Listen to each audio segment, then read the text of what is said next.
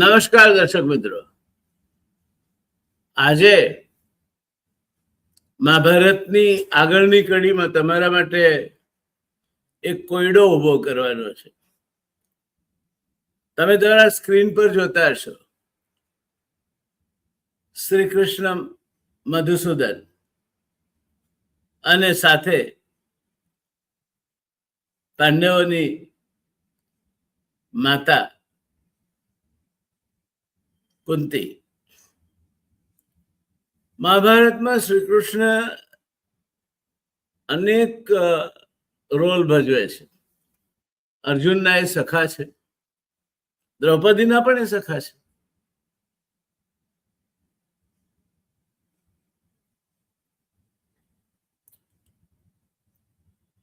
યુધિષ્ઠિરના નાના ભાઈ છે, વિદુરના મિત્ર છે. આવા યોગેશ્વર શ્રી કૃષ્ણ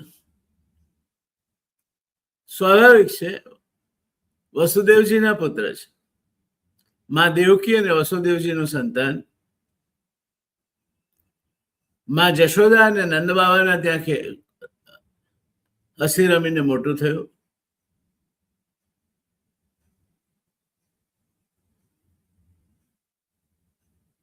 પણ એ તો યદુવંશ થયો. મહારાજા અગ્રસેન ને પછી એમના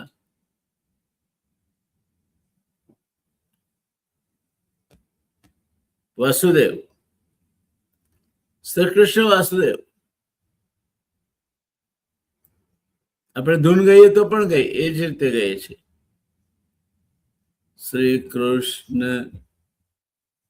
દેવમ વાસુદેવમ, શ્રી કૃષ્ણ હરે મુરારે, શ્રી કૃષ્ણ હરે મુરારે. આ શ્રી કૃષ્ણ એ તો યદુવંશ ન થયા. કુંતા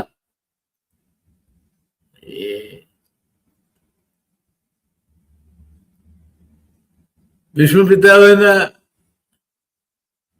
શાંતનુના વંશ સાથે જોડાયેલ ક્ષત્રિય, અને છતાં કુંતા એ કૃષ્ણના ફોઈબા.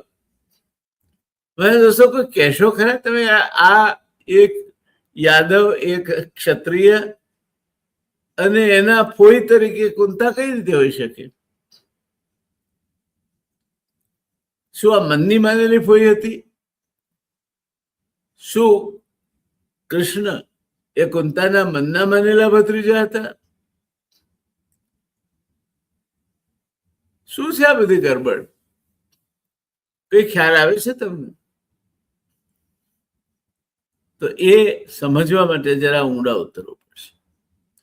તમે માનો છો તો એ પ્રશ્નનો જવાબ સરળ નથી. અને આજે આપણે એની માંડણી કરવી છે, શરૂઆત કરવી છે.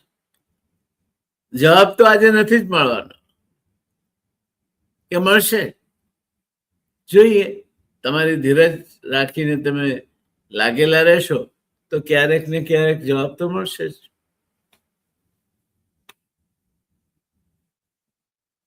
દોસ્તો, બે રાજાઓ, ત્યાંથી વાર્તાની શરૂઆત કરી, અને બંને ખાસ મિત્ર. યાદવ રાજા શુરસેન અને ક્ષત્રિય રાજા કુંતીભોજ, બંને ખાસ મિત્રો. શુરસેન અને કુંતીભોજ બંને ખાસ મિત્રો.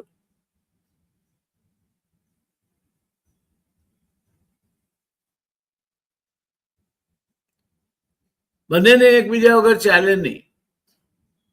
સાથે ને સાથે હોય. શિકાર કરવા જાય તો એ સાથે, અને ક્યાંક નાનું મોટું ક્યાંય યુદ્ધ લડવાનું હોય તો સાથે લડી નાખે. એમને કોઈ પહોંચી શકે નહીં, એવા પરાક્રમ.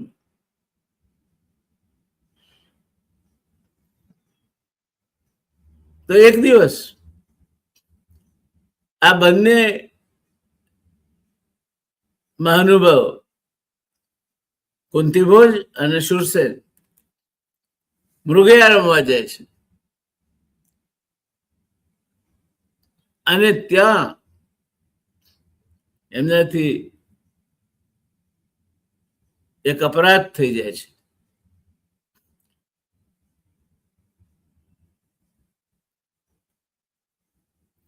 તપ અને આરાધનામાં રત એવા એક મુનિ એમના કોલાહલ અને દોડધામ ને કારણે એમના તપમાં ભંગ પડે છે, એનું ધ્યાન તૂટે છે અને ગુસ્સે થાય છે.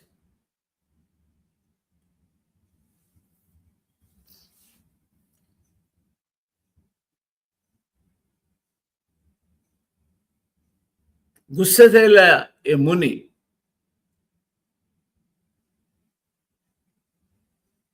શાપ આપે છે.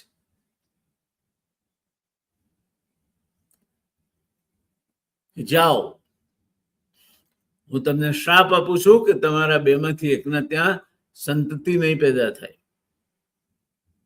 વીજળી તૂટી પડે છે. ત્યાં નીચવાસમાં જ થોડે દૂર ભગવાન શંકરનું શિવાલય છે.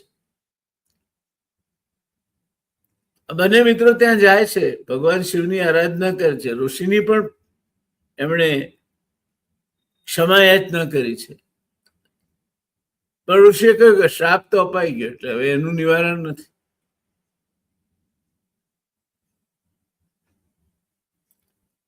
ભગવાન શંકરની આરાધના કરે છે અને એને અંતે એમને કંઈક સૂઝે છે.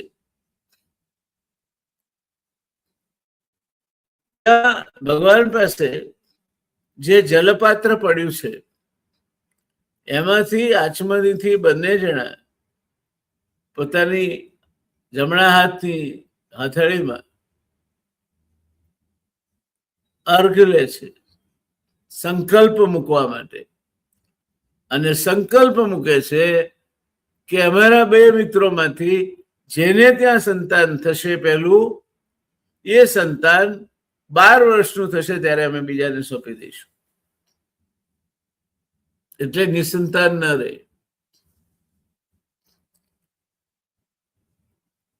ભગવાન શિવની હાજરીમાં પ્રતિજ્ઞા લેવાય છે. બે મિત્રો એકબીજાની લાગણીમાં પ્રેરાઈને પ્રતિજ્ઞા લે છે.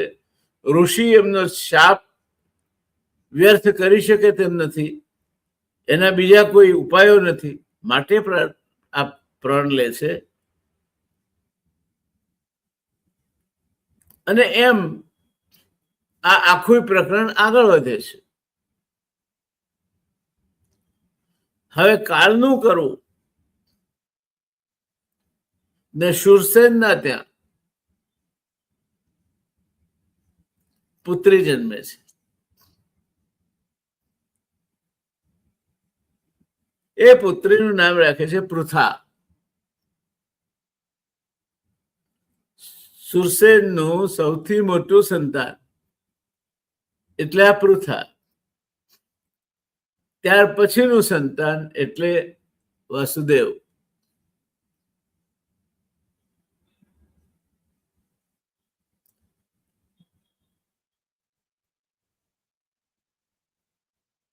પૃથાનો જન્મ થાય છે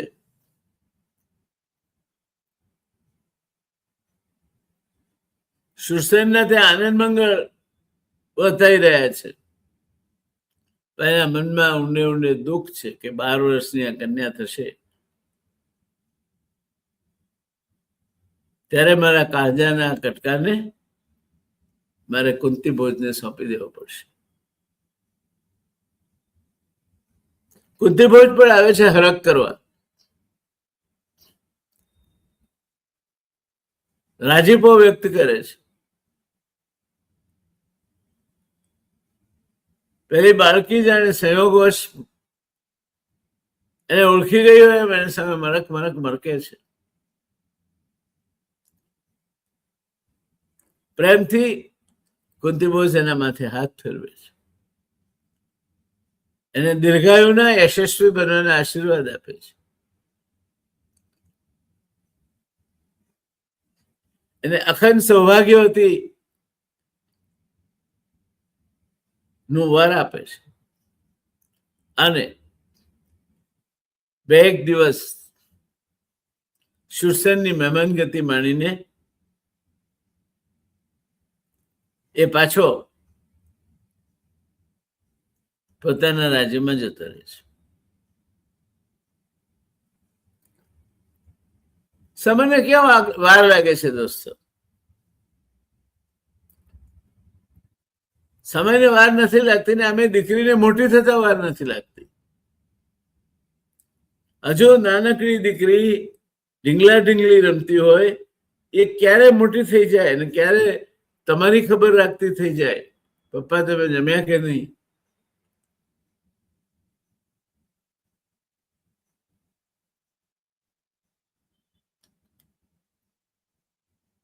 જો તમને કચોરી ભાવે છે ને, આજે મેં કચોરી બનાવી છે.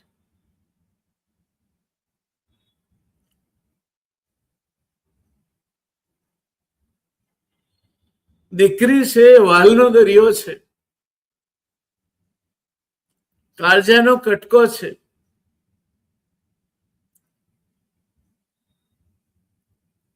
અને એવું કહેવાય છે કે કોઈ પણ બાપને એનું સૌથી વાલું સંતાન એની દીકરી હોય છે. અને એટલે પિયરમાં દીકરીને ખૂબ લાડકોડથી ઉછેરે છે. કુંતી પણ લાડકોડથી મોટા થઈ રહ્યા છે. યદુવંશનું રાજ્ય છે. યદુઓના સમ્રાટ શૂરસેનના ત્યાં એમનો જન્મ થયો છે. એમના પછી એમના પગલે ભાઈ જન્મે છે, એનું નામ વસુદેવ.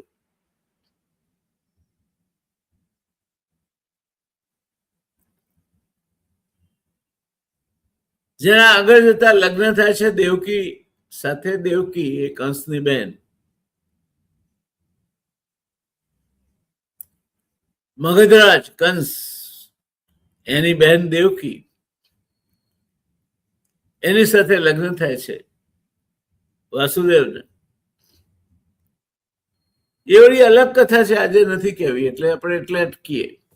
ઓળખાણ આપી તમને કે દેવકીને વાસુદેવ એના પતિનું નામ છે.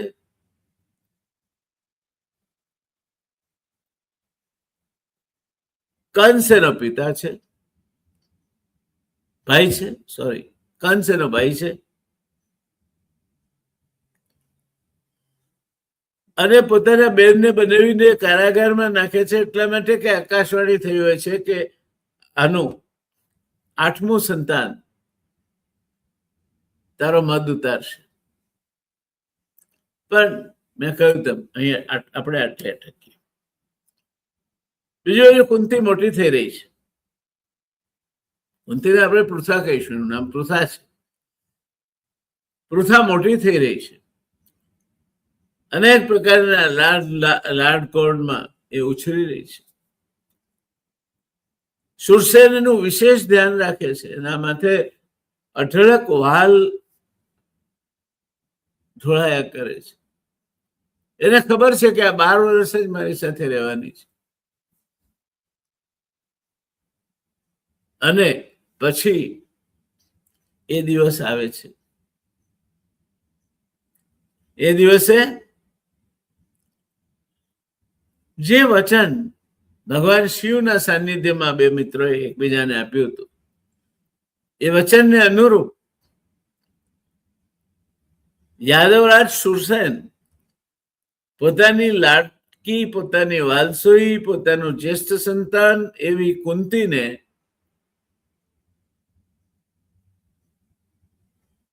રાજા કુંતી ભોજને સોંપી દે છે. એ એની દીકરી છે.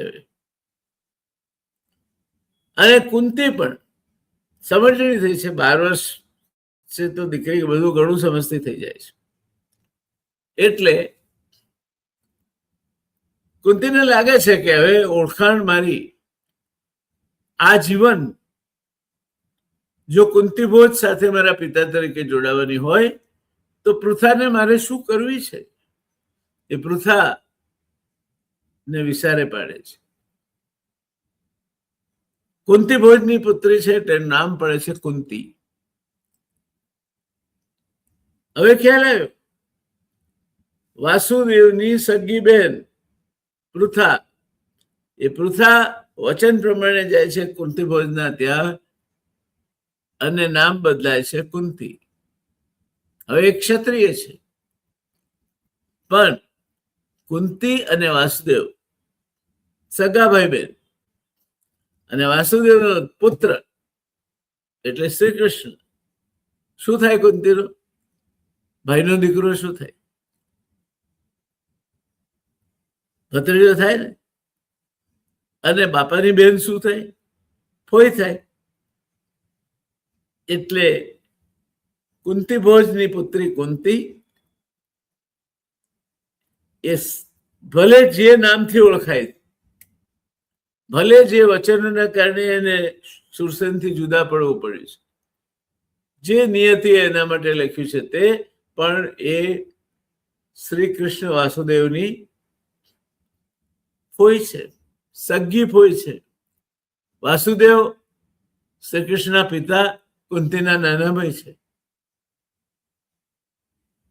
અને એટલે કુંતીના પુત્રો એ કૃષ્ણના ફોઈના દીકરા ભાઈ છે.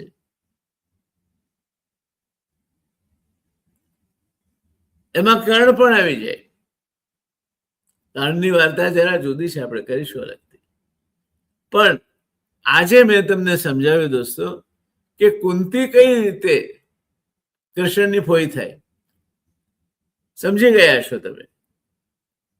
કુંતી મૂળ શૂરસેનની દીકરી, શૂરસેન યાદવ રાજા, એનો કુંતી પછીનો દીકરો એટલે વાસુદેવ, જે દેવકી સાથે જેનું લગ્ન થયું, કંસની બહેન. અને એ શૂરસેનની જ્યેષ્ઠ પુત્રી એટલે પૃથા. પૃથા પેલા શ્રાપ પછીના જે વાયદો એકબીજા મિત્રને આપ્યો હતો કે જેને સંતાન નહીં થાય એને 12 વર્ષનું પોતાનું જે પહેલું સંતાન હશે તે સોંપી દઈશું.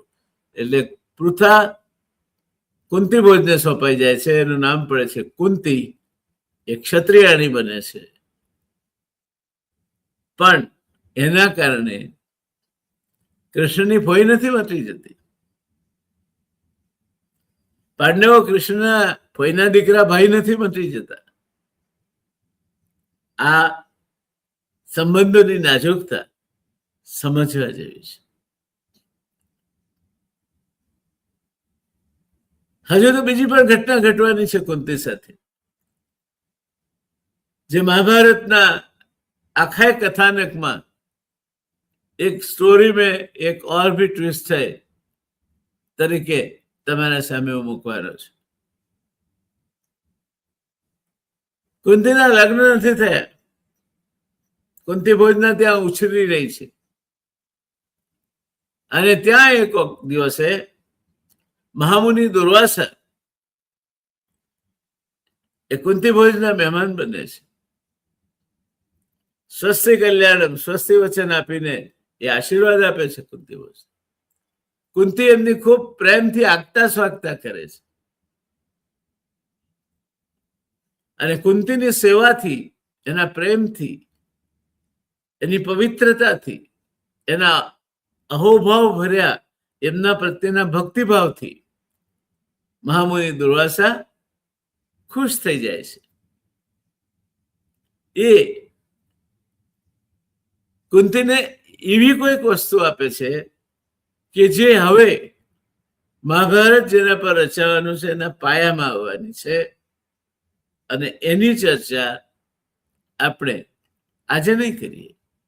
વિચારી રાખો, દુર્વાસા પાસેથી શું કુંતીએ વચન માંગ્યું છે, દુર્વાસાએ કુંતીને શું વચન આપ્યું છે, એ વચન આપ્યા પછીના પ્રસંગો કેવા બન્યા હશે, એ વચન પૂર્તિ કરવા જતા કુંતીની શું સ્થિતિ થઈ હશે. હવે વિચાર રાખો. એનો ખુલાસો કરીશું કાલે બરાબર 7:30 વાગે. મહાભારત સાથે જોડાયેલા રહેશો દોસ્તો તો મજા આવશે.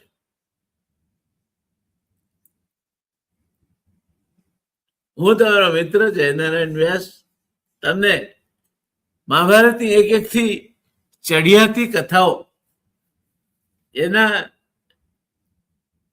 તળેથી,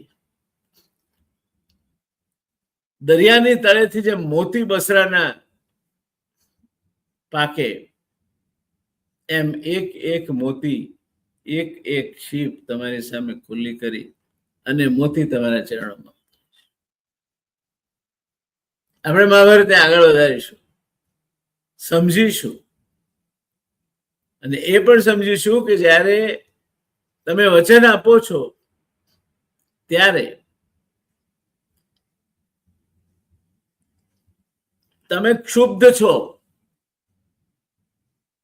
તમને શ્રાપ મળ્યો છે માટે તમે ઘવાયેલા છો, અને આવી અવસ્થામાં શાંત ચિત્તે વિચારીને જ નિર્ણય લેવો જોઈએ. જ્યારે તમે ક્ષુબ્ધ છો, જ્યારે મન શાંત નથી, જ્યારે તમે મનની શાંતિ તમારી હણાઈ ગઈ છે, તેવે સમયે માત્ર લાગણીના દોરાયા તમે એક વચન આપી બેસો છો અને પરિણામે તમારી લાડકી, તમારી વાલસોઈ દીકરીને તમારા મિત્રને સોંપી દેવી પડે છે. દીકરી તમારી હવે ઉછેરશે એની દીકરી તરીકે. આ મહાભારતમાં જ સંભવ બની શકે, પણ એમાંથી શીખ એ લેવાની છે કે જ્યારે આપણે ગુસ્સે હોઈએ, જ્યારે આપણે ભયથી આતંકિત હોઈએ, જ્યારે આપણે ડઘાયેલા હોઈએ, કે જ્યારે એકદમ આનંદમાં હોઈએ, ક્યારે પણ કોઈ કમિટમેન્ટ નહીં કરો, કોઈ વચન નહીં. વિચારો, સમય લો, સ્વસ્થ ચિત્તે વિચારી અને જે કઈ નિર્ણય લેશો, જે કઈ વચન લેશો એ તમારા હિતમાં છે. સુરસેનને કુંતી ભોજે આપેલું વચન અને કુંતી ભોજને સુરસેને આપેલું વચન એ પેલા શાપના ભયના ઓથાર નીચે અપાયેલું વચન હતું, અને એટલે આ પરિસ્થિતિનું નિર્માણ થયું. નહીં તો પોતાની લાડકી પુત્રીને કોઈને સોંપી દે ખરું? આવું થાય. વગર વિચારે આપણે વચનો આપીએ, વગર વિચારે કમિટમેન્ટ કરીએ તો આવું થાય. એટલે કમિટમેન્ટ કરતા પહેલા દોસ્તો આ બનાવમાંથી શીખ એ મળે છે કે 100 ગળને ગળીને પાણી પીજો. અને ગુસ્સામાં હો, ભયથી ત્રાસિત હો, આનંદથી વ્યાપ્ત હો, તમારી મતિ એ વખતે મૂળ થઈ જાય છે અને એવા સમયે કોઈ વચન આપવું નહીં. આ વાત ગાંઠે બાંધવા જેવી છે. નહીં તો કાળજાના કટકા જેવી દીકરીને ખોવી પડે. એ આનો બોધ છે. મળીએ આવતીકાલે. આગળની વાર્તા. દુર્વાસાની સેવા કરી કુંતી. દુર્વાસા એનાથી ખુશ છે, એની સેવાથી ખુશ છે. શું થશે આગળ હવે વિચારી રાખજો. મળીશું કાલે 7:30. તમે હજુ પણ જો સબસ્ક્રાઇબ ના કર્યું હોય તો સબસ્ક્રાઇબ કરી લેજો. તમારા પરિવારના બધા જ સભ્યો સબસ્ક્રાઇબ કરે તો અનુકૂળતા જોઈ શકશે. તમારા મિત્રોમાં સબસ્ક્રિપ્શન થાય એનું ઉપયોગી થશે. આમાં એક પણ પૈસો લાગવાનો નથી, પણ સબસ્ક્રિપ્શન કરશો તો અમને તમારી ઊંઘ મળશે. અમને લાગશે કે ના, જે મહેનત કરીએ છીએ તે વ્યર્થ નથી ગઈ. તો અમને પ્રોત્સાહિત કરવા માટે થઈને પણ તમે સબસ્ક્રાઇબ પણ કરજો અને બેલ આઇકન દબાવી અને તમે રજીસ્ટર પણ કરાવી લેજો. મહાભારતની કથા તો ચાલવાની છે. મહાભારતમાં જે છે તે સર્વત્ર છે, મહાભારતમાં જે નથી તે ક્યાંય નથી. યાદ રાખજો. મળીએ આવતીકાલે 7:30 વાગે. હું તમારો દોસ્ત ડોક્ટર જયનારાયણ વ્યાસ.